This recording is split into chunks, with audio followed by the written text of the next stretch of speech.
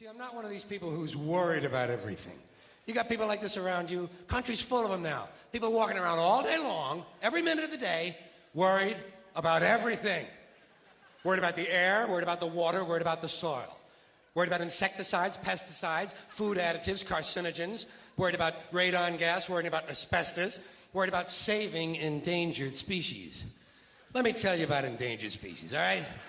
Saving endangered species is just one more arrogant attempt by humans to control nature. It's arrogant meddling. It's what got us in trouble in the first place. Doesn't anybody understand that? Interfering with nature. Over 90%, way over 90% of all the species that have ever lived on this planet, are gone. They're extinct. We didn't kill them all. They just disappeared. That's what nature does. They disappear these days at the rate of 25 a day. And I mean regardless of our behavior. Irrespective of how we act on this planet, 25 species that were here today will be gone tomorrow. Let them go gracefully. Leave nature alone. Haven't we done enough? We're so self-important. So self-important. Everybody's going to save something now. Save the trees, save the bees, save the whales, save those snails. And the greatest arrogance of all, save the planet. What? Are these fucking people kidding me? Save the planet? We don't even know how to take care of ourselves yet. We haven't learned how to care for one another. We're gonna save the fucking planet? I'm getting tired of that shit. Tired. I'm tired of fucking Earth Day. I'm tired of these self-righteous environmentalists, these white bourgeois liberals who think the only thing wrong with this country is there aren't enough bicycle paths. People trying to make the world safe for their Volvos. Besides, environmentalists don't give a shit about the planet. They don't care about the planet. Not in the abstract, they don't. Not in the abstract, they don't. You know what they're interested in? A clean place to live. Their own habitat. They're worried that someday in the future they might be personally inconvenienced. Narrow, unenlightened self-interest doesn't impress me. Besides, there is nothing wrong with the planet. Nothing wrong with the planet. The planet is fine. The people are fucked. Difference. The planet is fine. Compared to the people, the planet is doing great. It's been here 4.5 billion years. Did you ever think about the arithmetic? Planet has been here 4.5 billion years. We've been here, what, 100,000?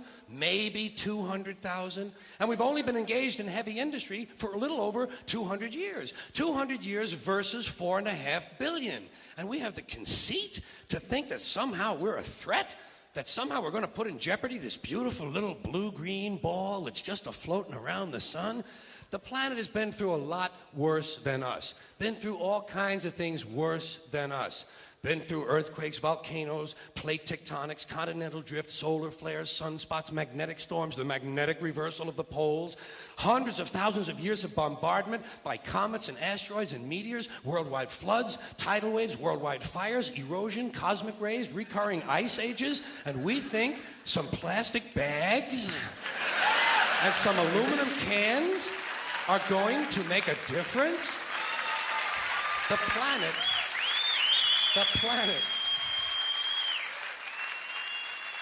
planet isn't going anywhere. We are. We're going away. Pack your shit, folks. We're going away. And we won't leave much of a trace either. Thank God for that. Maybe a little styrofoam. Maybe. Little styrofoam. Planet will be here and we'll be long gone. Just another failed mutation. Just another closed-end biological mistake. An evolutionary cul-de-sac. The planet will shake us off like a bad case of fleas. A surface nuisance. You want to know how the planet's doing? Ask those people at Pompeii who are frozen into position from volcanic ash how the planet's doing.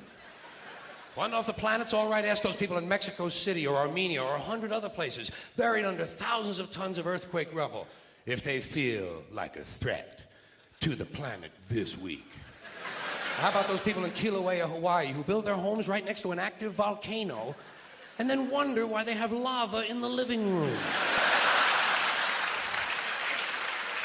The planet will be here for a long, long, long time after we're gone, and it will heal itself, it will cleanse itself, because that's what it does. It's a self-correcting system. The air and the water will recover, the earth will be renewed, and if it's true that plastic is not degradable, well, the planet will simply incorporate plastic into a new paradigm, the earth plus plastic.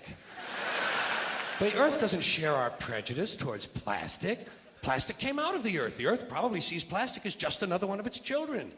Could be the only reason the earth allowed us to be spawned from it in the first place. It wanted plastic for itself. Didn't know how to make it. Needed us. Could be the answer to our age-old philosophical question, why are we here? Plastic. Assholes. So, the plastic is here, our job is done, we can be phased out now, and I think that's really started already, don't you? I mean, to be fair, the planet probably sees us as a mild threat, something to be dealt with, and I'm sure the planet will defend itself in the manner of a large organism, like a beehive or an ant colony can muster a defense. I'm sure the planet will think of something. What would you do if you were the planet trying to defend against this pesky, troublesome species? Let's see, what might... Viruses. Viruses might be good. They seem vulnerable to viruses. And viruses are tricky, always mutating and forming new strains whenever a vaccine is developed. Perhaps this first virus could be one that compromises the immune system of these creatures. Perhaps a human immunodeficiency virus, making them vulnerable to all sorts of other diseases and infections that might come along. And maybe it could be spread sexually, making them a little reluctant to engage in the act of reproduction. Well, that's a poetic note. And it's a start. And I can dream, can't I? See, I don't worry about the little things. Bees, trees, whales, snails. I think we're part of a greater wisdom than we will ever understand. A higher order. Call it what you want. Know what I call it? The big electron. The big electron. Whoa. Whoa. Whoa. It doesn't punish. It doesn't judge at all. It just is. And so are we. For a little while.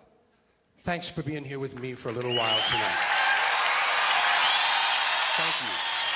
Thank you very much. Thank you.